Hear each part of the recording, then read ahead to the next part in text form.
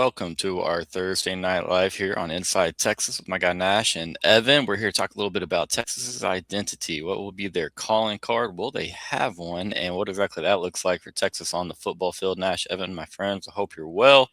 And for you guys, don't forget to take advantage of that $1 Inside Texas flash sale. You new subs, you $1. That's all it takes to become a part of the Inside Texas and On3 community. And then you get half off of a yearly subscription after that. Fellas, what's going on? Let's get to it. Let's have some fun. We doing okay? Doing well, doing good. Double, Yes, sir. double duty, Evan. My man's putting in Yeah, I the was work on on a. early morning. PK had me slaving away. There you go, man. And Chris, appreciate you being here and always showing love, my man. Y'all throw a like on the video. But yeah, guys, let's get to it. We're going to sit here and talk about a Texas team who last year offensively, man, didn't necessarily run the ball super well. Couldn't really. There was no identity. We didn't know exactly if Texas was ever going to find anything really that they could, call their calling card or really, kind of have a blueprint. Just didn't have it, man. Sorry, yeah, what was there? You should go. have caught that. Yeah, we'll get that one fixed. Appreciate it, Justin. That's what you're here for, editor and editor, Justin the editor. That's what we'll call you from now on.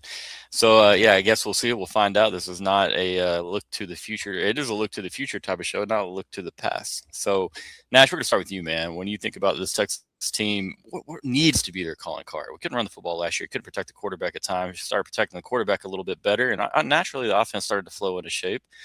You ran the ball a little bit better in a couple games. So for you, man, like what does Texas need to be able to do, or they have to be able to do this year in 2026? Yeah, I mean, I don't think it's any secret when you look at the overhaul they did the running back position.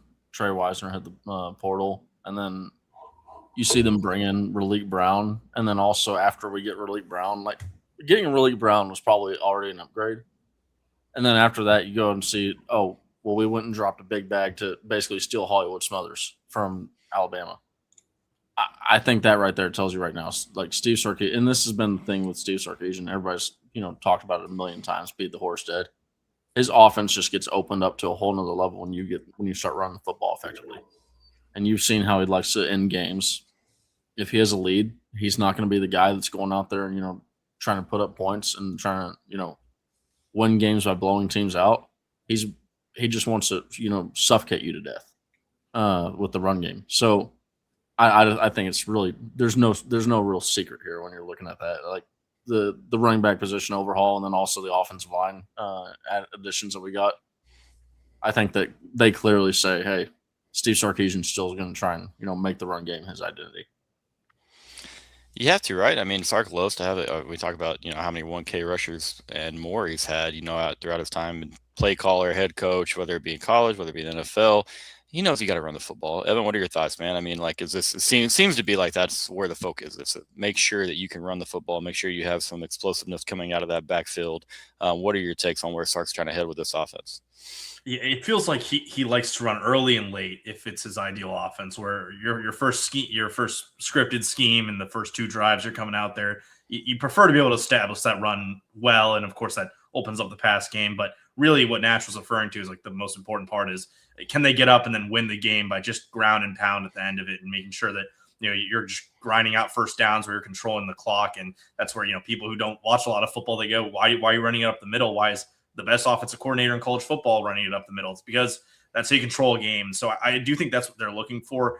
If there's maybe one thing that's the biggest difference and the biggest at least hope for this Texas team is that they want to, while you're running the ball at the start and the end, they really need to establish explosives in the middle of the game. And I specifically I don't love the term middle eight, the last four of the first half, first four of the second half. But I mean, I think that's kind of the spot where you're going to look for Steve Sarkisian to target. Like, that's where we're going for kill shots, really, because as someone's pointing out in the chat, like I'm not sold on Texas as a red zone team right now. Like, that's something that they're really going to have to kind of sell me on because they don't have the power running back on the roster. They don't have the power O-line on the roster as much. They're built to pass the ball, and they're built to run the ball out in space. So they need to find ways to score from past the 5-yard line and in. And that usually means like that sweet spot where you get around the 50, the 40s area where if you get to like 2nd and 2, can Texas really win games by throwing the ball over the top of the defense or finding crossing routes in the middle and letting guys get a lot of yak yardage? That's where the biggest difference has to come. Defenses didn't need to be held honest last year. Like Ryan Wingo was not beating teams over the top the way you'd want him to. Parker Livingston would definitely, but when the running game didn't force you to put a safety down low, it just didn't matter as much. They didn't have to do so much respecting of what you can do on one side versus what you want to do on the explosive side of things. So that's got to be what Texas does. Like they have to find those kill shots.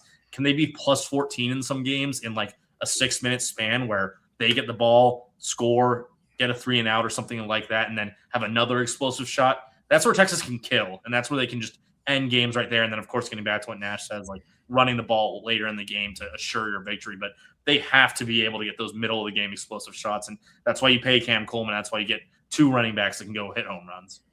That's well said by both of you guys. I mean, you talk about some of Sark's teams, and we've all seen it. We've all talked about it. Texas has had issues holding on to halftime leads at times, or at least letting teams somewhat creep back into games. And you can pick out any game from 2021 all the way in through last season, and you're going to find spots. I literally just sat here and watched the Kentucky game earlier today and was like, wow, we played awful, still had Kentucky kind of by the throat, let them get back in that game. Running the football late, like Nash and Evan just said, that takes care of so much of that. Think about the Alabama teams and how they would kind of hit you with an early flurry of points, and then they would just lean on you with really, really big linemen, really, really big backs. And Sark was more than content to just sit there and pound the rock, take care of the lead, take care of the football. I'd love for that to be our identity. I'd like for Texas to just be efficient, man. Move the chains on third downs. Be like you just said, score. Convert your opportunities once you get inside the red zone. Evan, you wrote the piece on Emmett Mosley today, and anyone who missed out on that, go check it out. It's a really good piece by Evan over on InsideTexas.com. And that's where I think Mosley's really going to fit into this offense. We talked about just ability to. For one, you got to worry about so many other bodies out there between Cam Coleman, Ryan Wingo, Raleek Brown, Hollywood Smothers. There's so many people on this Texas offense that can hurt you. And so it feels kind of like Emmett's going to be like forgotten about at times. He's going to probably have really favorable matchups. And I think because of that, we talked a little bit, I think he'll be great on third downs, really help Texas as a chain mover for this group. And so that's what I'd like to see, just an offense that's able to, hey, we can pick up, the third and shorts. We're good on first and second downs. We don't really beat ourselves with penalties. We protect the football. But man, let me tell you, man, just lining up and running the ball. Is there anything that feels better in sports than like watching your team just lining up and say, hey, like, it's coming, but what are you going to do about it? Well, and I will say one extra thing on the Mosley idea that I was kind of trying to materialize in the article. I didn't fully get to this point of it, but I think there's about 4 different things when you look at this Texas offense at a very baseline that we got to account for that, which is Arch Manning as the quarterback, the running backs and their explosiveness, and 2 really big time wide receivers. Wingo kind of doing that horizontal, Coleman vertical. What's really going to annoy teams, and these are the real backbreakers late in the games, especially close games, but the ones where Texas has a lead and they need to secure that lead is, you get Texas to a 3rd and 8, and how are you feeling when Arch Manning's legs are the one that gets that first down, or it is Mosley, or it's Townsend? It's like, we counted for everything. We covered Coleman over top of the safety. We kept Wingo in check and played him all-man coverage. We got pressure on the quarterback, but still there's this other layer. There's more guys in the field that are giving you more value on Texas. Like, that's where the depth of this team comes in, and I pointed it out, like, Mosley being a wide receiver 3 in the SEC is crazy. I mean, he's probably the best wide receiver 3 in the nation. The only other team where I think it's an argument is Oregon, because they have 4 guys who are really good, and you just kind of pick who the third best one is. But having that guy is just I want to have an efficient possession catch guy. It's so important that he's the least of the wide receiver concerns to the team. And he's going to get some catches where he is covered, but he's just a physical guy and can catch through contact. So I'm really looking forward to how late in games, when they're up, and we're talking about games, LSU up by 7, how can Mosley make an impact? How can the tight ends make an impact? How can Arch's legs make an impact past those big explosives and those big names that we know on this offense? Yeah, that's real said, man. Again, because it's going to be a team effort. You know what I mean? Like, you have all these options, you have all these weapons.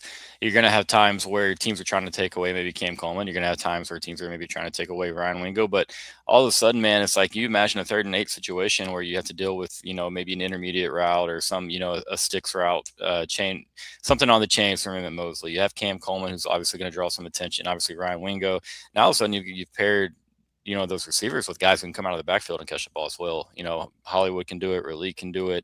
I think Derek Cooper's hands are fine. If he gets a chance to show those off early in the season, I'd love it. But by default, man, with all the improvements, offensive line should be better. Again, we'll see. We'll believe it when we see it. Should be better though. Running back's better. Wide receiver as a whole is a unit. That's going to be a better group. Probably going to be a healthier group than they were as they started the season last year. Obviously, took Mosley a lot of time to come back into the fold, and I thought he looked really good when he did finally come back into the fold in Gainesville. He kind of was like one of the only couple of bright spots on that Texas offense that day. Was we, as bad as we felt, we left the swamp thinking like, okay, well, we got another dude, and Arch. I mean, if you can give him time, Arch is going to be able to hit. It doesn't look like he runs hard, man. It's just he's so smooth. He really, really has a good understanding of the route tree, when to put pressure, when to really make a hard cut, when to kind of not explode out of a break quite as hard. I've been really impressed with him this game, and so it's another thing I think there are times where like maybe he's getting a little bit overlooked, but it's kind of hard not to when you have all this talent, you have Cam Coleman and all these guys who can do these things around him. But any concerns that Texas maybe doesn't have a true power back, or do we think that Hollywood can potentially fill that role? And then are we hoping that Derek Cooper at some point in the season kind of finds a footing in that potential role? I was going to let Nash take that, but yeah, you put your thoughts in first, Nash. Yeah, I mean, I think that you kind of said it right there. I think at this point you just kind of hope that Smothers can fill that role, and then if not, the secondary hope is that you can allow Derek Cooper to get some of those touches. That's a good way for him to get some experience early on, because he obviously has that body size for it. But I mean, I think if you're this has got to be the year where it's like, hey man, if we're running power, like offensive line, y'all got it. Y'all just have to set the line. Y'all have to move. You'll have to move that line. And I think that's something that we haven't seen this year under Steve Sarkisian so far with the offensive line. So that's one area that I mean, it's just going to be that looming question mark until we see really, because I'm not even going to trust it versus Texas State, but until we see it lined up versus Ohio State, hey, we're going in short yardage here, we're rushing. I mean, like that's going to be a real tense moment for I think a lot of the fans because it's going to be one of those things that I mean, as much as Michelle's got me feeling confident in the Texas offensive line this year, I got to see it before I believe it. Again, I mean, that's fair. And it's not that not being hard on Kyle Flood. It's just like I feel like it's maybe not as confident. Evan, I didn't get to talk too much last summer coming into the season, but be curious to know where your mindset was on this offensive line coming in. I mean, dude, it feels like, yeah, clearly. So a couple of different, a couple of stayovers from the last year, but you improve talent wise. You go get guys that, hey, you go look at Melvin Siani. They just had, I can't remember who wrote the article or who posted the clips of Melvin, and just talking about the numbers when Wake Forest ran behind him, and then when they ran away from him. Like Texas did their due diligence. They added guys that can help. I'm just hoping that, it definitely means that to improve play. Doesn't mean for sure. It should. And then you add the combination of these improved backs who are going to be able to break off longer runs, more explosive runs. You actually have a guy maybe who can go up and win a 50-50 ball downfield. It's going to help in the red zone naturally to add a Cam Coleman. It's going to help naturally in the red zone to add these backs. And so naturally that helps the O-line, right? It helps the play caller, helps the offensive line. That's a really good point talking about Kawan Lacey, Michelle. I want to touch on that in just a second, guys. But first, we're going to hear from our first sponsor tonight. We're going to hear from Luxe Kitchen and Bath, and we'll be right back. Okay, now we're going to hear from Luxe Kitchen and Bath. Are you ready to love your kitchen and bathroom again? Luxe Kitchen and Bath will bring that to life. Luxe has been offering high-end kitchen and bathroom remodels for 3 generations throughout the greater Austin area. With 5-star review after 5-star review on Google and Facebook and an A+ rating from the Better Business Bureau, you can put your faith in Luxe Kitchen and Bath's award-winning designers and skilled craftspeople to bring your dream vision to life. But that's not all. Luxe's all-star team also provides full home remodels, large additions, and even commercial build-outs as well. So call Luxe Kitchen and Bath at 833-358-LUXE today, or visit luxekitchenbath.com to discover where quality meets luxury and begin the process of transforming your home. Get your free quote today by calling 833-358-LUXE. That's LUXE, or by visiting luxekitchenbath.com. Contact info is in the description. Alrighty, guys, welcome back. Michelle, I'm gonna throw that comment up there, but yeah, talking about Paul and Homer, and that's one thing that I've kind of talked about, that maybe Kyle Flood and our offensive lines are really, really fortunate to have a Bijan Robinson, to have a Roshan Johnson, also to play in the Big 12 at that time, because I think that's what we had. I mean, you had a guy like Bijan getting met on the line of scrimmage, or maybe even like a couple of yards of depth in the backfield, and just always finding a way to pick up. Maybe it's just get back to the line of scrimmage, but there's a big difference in 2nd and 12 and 2nd and 9. Huge difference between 2nd and 9 and 2nd and 5, and that's like, go back to the TCU game. I think it was 2021. Bijan up in Fort Worth, like just dragging guys. Like, it's so easy as a play caller to turn around and be like, here you go, Ricky, go run for 10 yards of carry. But you're taking 9 yards after contact on every. That makes things a little bit easier. So I'm not saying Sark's just going to turn around and feed guys, but man, all the personnel sure seems to make it a little bit easier to see Texas having a high upside on this offense. But I mean, if you had to pick one thing at the end of the day, like, that people are going to talk about this Texas offense for. Now we know Manning, the Manning name of quarterback. You kind of exclude that factor. Like, when it comes to the play on the field and what they do well or maybe what they do bad, what's it going to be this year? I do think it's probably going to be the way they can use the outside part of the field. Like, in the run game, the way they can run to the outside and the running back cuts back. Like, that's the way that you're going to see the run game. And on the offense, it's how are they going to use Coleman going downfield, and how are they going to use Ryan Wingo taking those screens again. I mean, Wingo's screen game is just it was untouchable at times last year, and it's in a bad year that really stood out to me. Is like that was kind of all they had going for them at certain spots of the year in that middle ground. And then once that Mississippi State game hit, they finally really turned the corner and were able to use that with other parts of the offense. But like, how many successful plays do they have outside of that early on in the year? So I think it's gonna be Wingo still doing that. He'll find ways to get more involved. He's got to be a little bit better in the kind of contested catch, in contact, in a tight pocket kind of plays. But it's also going to be like, hey, when we think about the scouting report of this team and how national people are going to view it, they're going to look at Cam Coleman running downfield and catching a ball that's perfectly placed in the basket one-on-one from Arch Manning. And you're going to think about these speedy guys going on the very outside, or Jermaine Bishop just running past people. And I think the foot speed on this team is just at a different level than it has been the last 2 years with Texas. I mean, since Xavier Worthy was on the team, I think this is clearly the fastest group of skill position players. And even like Nick Townsend is probably the fastest tight end since JT Sanders was running around. So that speed on the outside is just really going to take over some games. They're going to be really, really fast, man. Speed kills. I mean, it's a game about playing in space, and when you have a lot of speed, it gets so much harder to defend.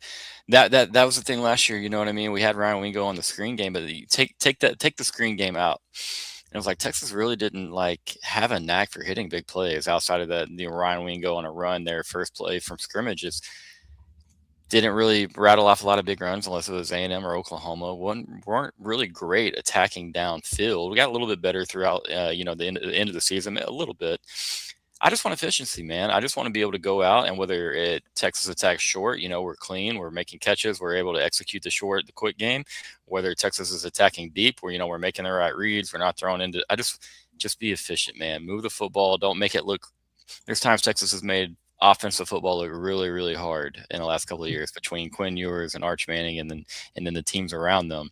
I just want efficiency, man. Just don't beat yourself. Be good on third downs.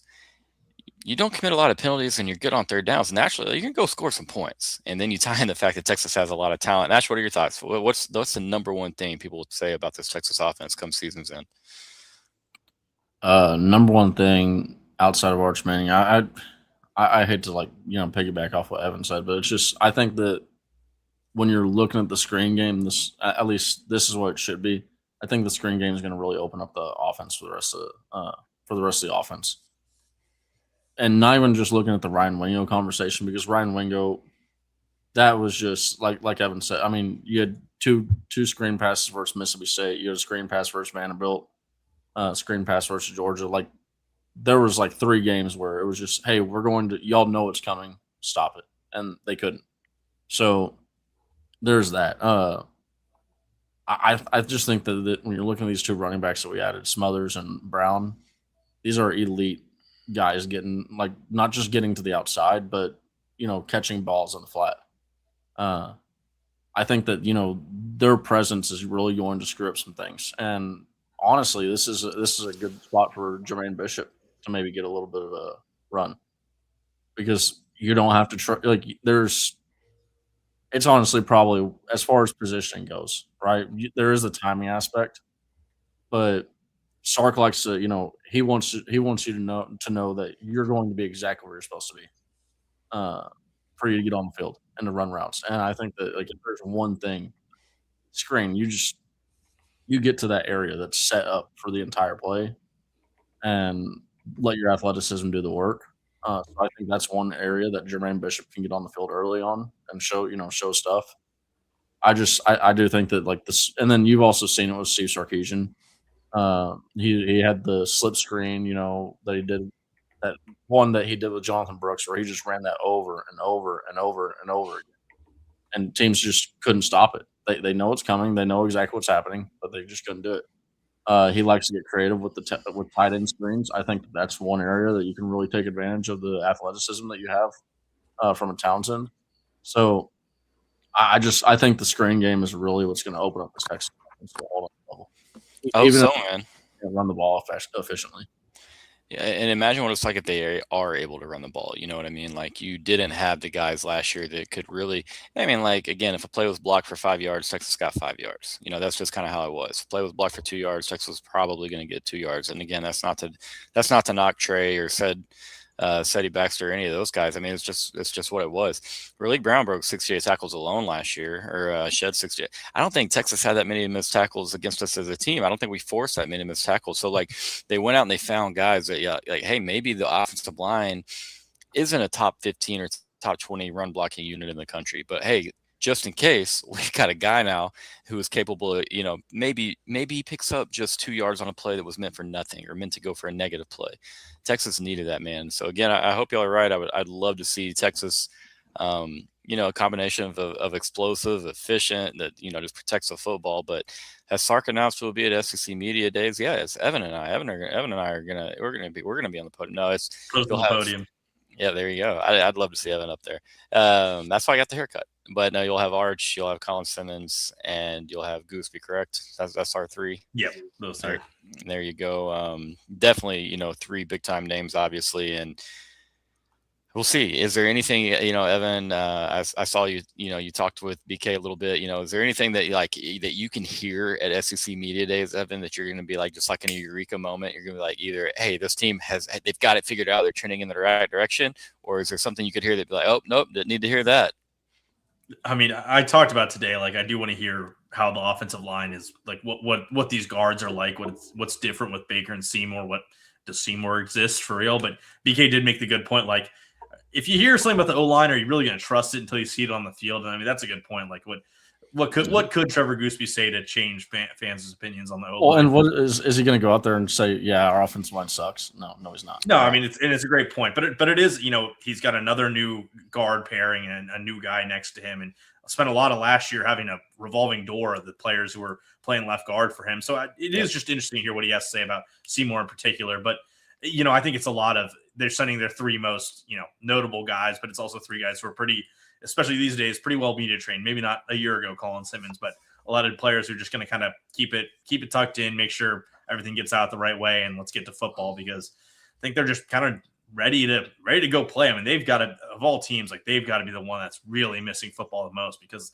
they had a disappointing end of the year. It was 9-3, and they had to watch for 2 months as real football was being played, and all they got to really do was play the Cheez-It Bowl. So yeah, I mean, I don't think there's gonna be a whole lot, but I also don't think I don't think, as Josh is putting it, that me hearing Seymour or Baker are doing well, they're going to be Joe Moore Award finalists. I can't buy that right now. Yeah, things are going to go really well for Texas if that does turn out to be the case. Joshy, let's talk about Jermaine Bishop for a second. Will Jermaine be Sark's personal secret weapon? Does Bryant certainly likes him? I'm curious, man, because again, for me, like I'm trading Niblett's touches for Jermaine's early in the year. And again, I'm not picking on Ryan. Let's focus on special teams and the punt return game, kick return game. I'd like to see Bishop get run there too. But with the schedule being as difficult as it is, guys, Evan Nash, like, how do y'all think that, because he's an electric talent, and again, he's spending a lot of time on the defensive side of the ball right now, but like, do we see it early in the year? Do y'all personally think like, oh, there's a package of plays that Sark might try to run out and have Jermaine Bishop in the fold, whether it be as a decoy or as a playmaker? How do y'all think Sark handles it with Jermaine? I've been talking about this a little bit. I do think there's a week 2 Ohio State where you kind of just have to put the best players on the field and the most trusted guys on the field for pretty much the entire game. Like keep the big 3 receivers out there, and if not, then probably McCutcheon. Maybe give Bishop 1 or 2 design touches or plays in your arsenal, but nothing too crazy with him. But as the year goes on, like I think Niblett can be a third down back early, but the longer the year goes, the more I do want to see Bishop and Cooper getting touches there at wide receiver and running back. But like early on, I don't know if I want them having big time moments where there might just be a mistake that comes up or a misrun route when the margins are so thin against Ohio State. But I can definitely if by Tennessee, if they're showed out in the other 2 out of conference games and they're playing well in practice, like 100% empty the clip. Let Jermaine Bishop play a lot of football, but I don't know about early against Ohio State. So that's the thing is you can probably beat Ohio State without having to do that, and you can integrate him a little bit more slowly, and obviously you're saving things that you might have in the package for him. I think tackle play will be better. Josh Manning says in 24 overall, Baker better than Junior. You know what? I'm not going to disagree with you, man. Like I definitely like this to potentially be the best O-line that Sark has had at Texas. I just again, man, there's so much talent. There's enough experience. You got enough guys returning from last year.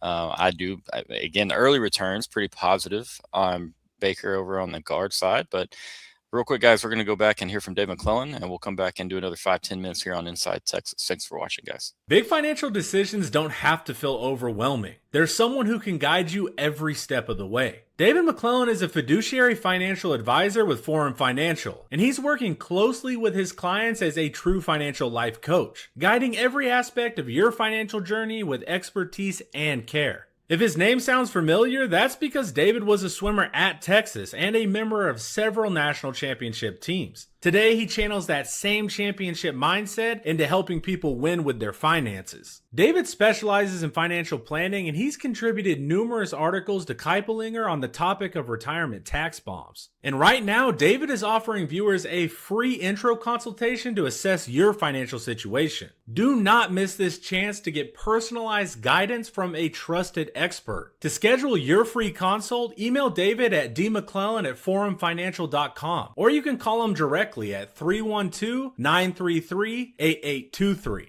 The contact info is in the description. All right, guys, keeping it going here on Inside Texas. Answering your question, artistically incredible. Do we feel like it's now or never for Michael Terry and Jonah Williams? Any thoughts there, guys? As far as now or never, I don't really think that. I think that you're going to see a lot more Jonah Williams this year. I think that was kind of also the point of getting him out of baseball to get that shoulder surgery done, is to get him 100% ready for football season. So he comes into camp, tip-top shape. But last year, he's really started to, get involved late in the season. And when he was on the field, it's one of those things. It's like a defensive back, right? You never want to hear your name called unless you're having a reception. The less your name is in the spotlight, probably the better you're playing.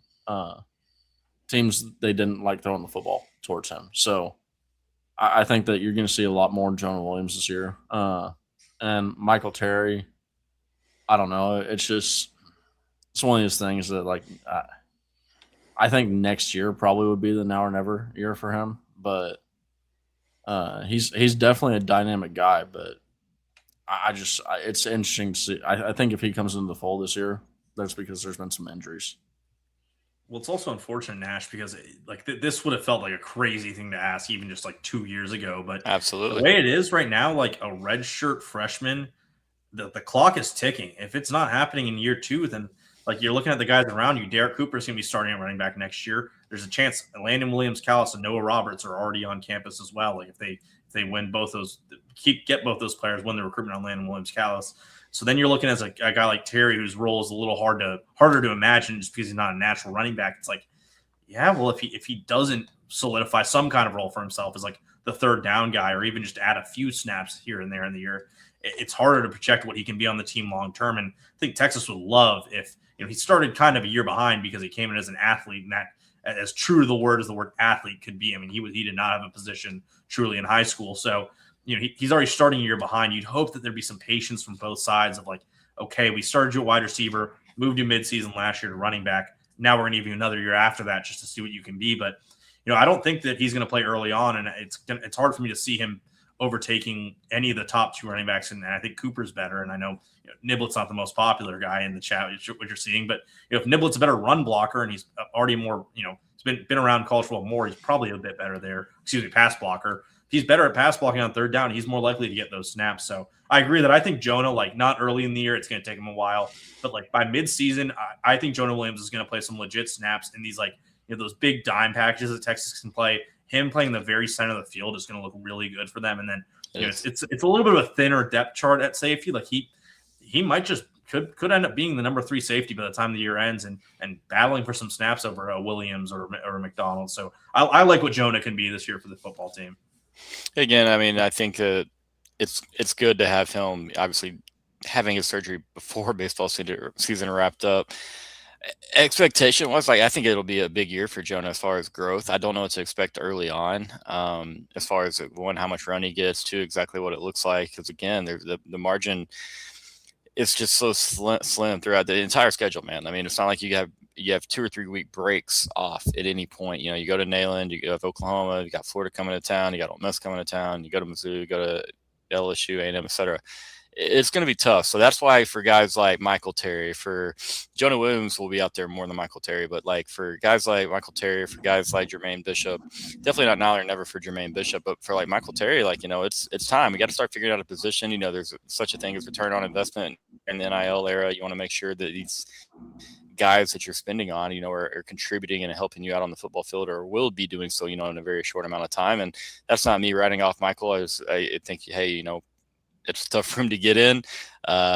Luckily for him, I do think he has physical traits that can help this particular running back room in 2026. But yeah, man, it's still a young guy, and curious to see how it all works out. There's a lot of guys ahead of him that are pretty well built to help out this offense as well. Raptor ceiling is so much lower than Jonah's. Now, would you have said that pre-injury? I probably would have still had to. Derek was a freak pre-injury, man. That's the thing, man. You have the IQ of Derek Williams, you have the experience of Derek Williams, and then you have the freak athleticism, just the sheer raw ability of Jonah Williams. How does Sark and how does Will Muschamp and the rest of this defensive staff, how do they manage that position group, that position, that particular position battle, Evan?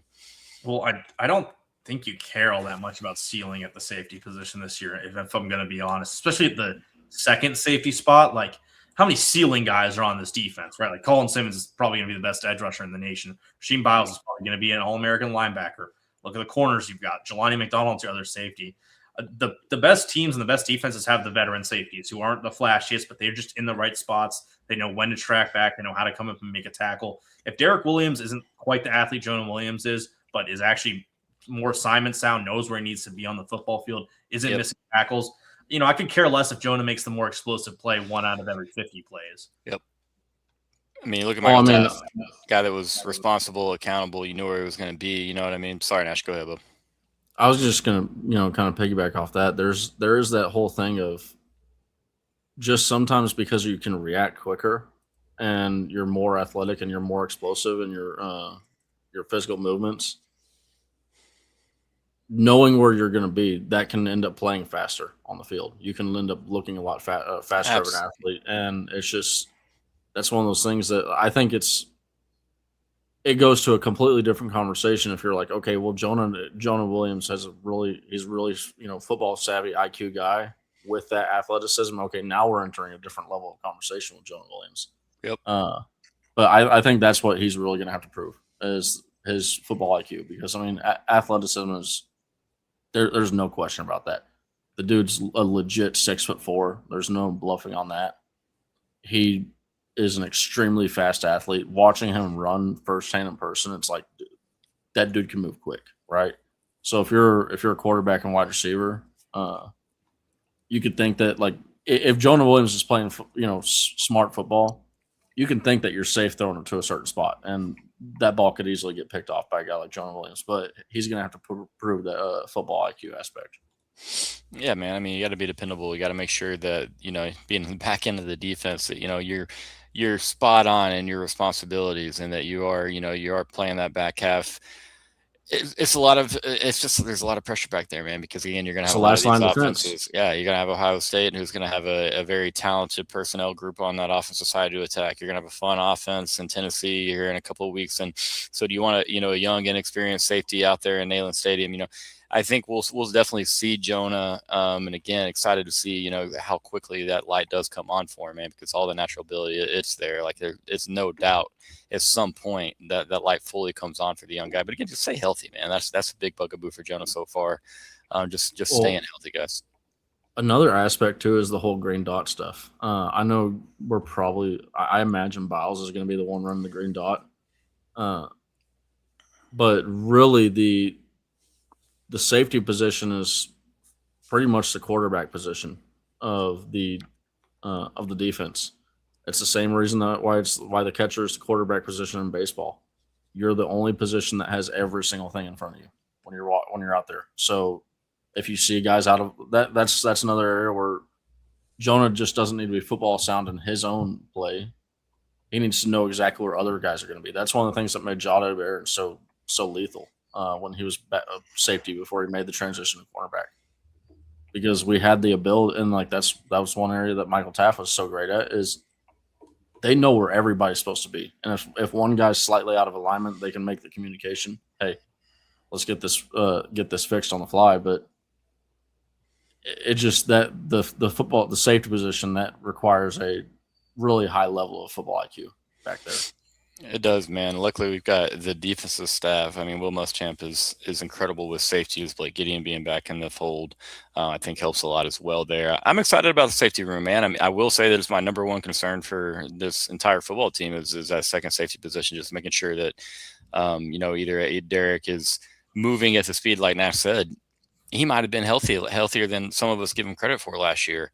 But when your mind is not, when you're stopping and thinking about what you're doing, you're not playing free. Like I said, all of a sudden, you're moving a little bit slower. No matter how good of an athlete you are, you know what I mean? Like there's such a thing as, playing fast just because you're comfortable where you're at. You're comfortable in the scheme. You're comfortable in your role with the defense or offense or whatever it is. But guys, always fun, man. Get on here with you too. Chop it up. Any final tight thoughts or takes, opinions on Texas and kind of their identity or who might help out with that identity in 2026?